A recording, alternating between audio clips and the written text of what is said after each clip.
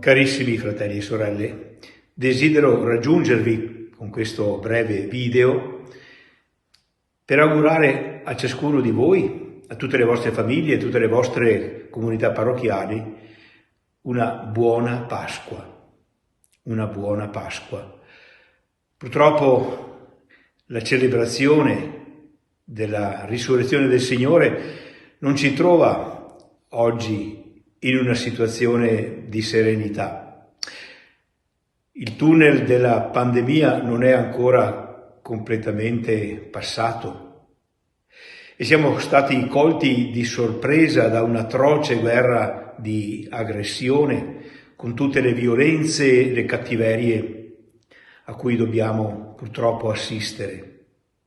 E tuttavia la nostra fede ci assicura che anche nel momento dell'oscurità più densa il Signore non ci fa mancare la sua presenza fedele e misericordiosa.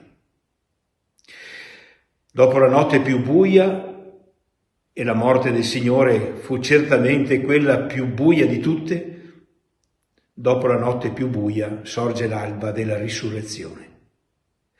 E questa è la nostra speranza ed è la speranza che noi chiediamo allo Spirito Santo di solidificare in noi e nella nostra vita per poter viverla e trasmetterla agli altri. C'è infinito bisogno di speranza nel mondo in cui viviamo.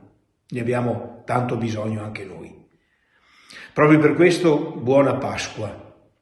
Vivete questa festività centrale e fondamentale della fede cristiana con gioia interiore, con partecipazione, interiorizzando il messaggio che essa vuole comunicare a tutti noi e a tutta l'umanità. Il messaggio di un Dio che muore per salvare l'uomo e proprio da questa morte vissuta per amore fa scaturire la salvezza, la vita, la speranza.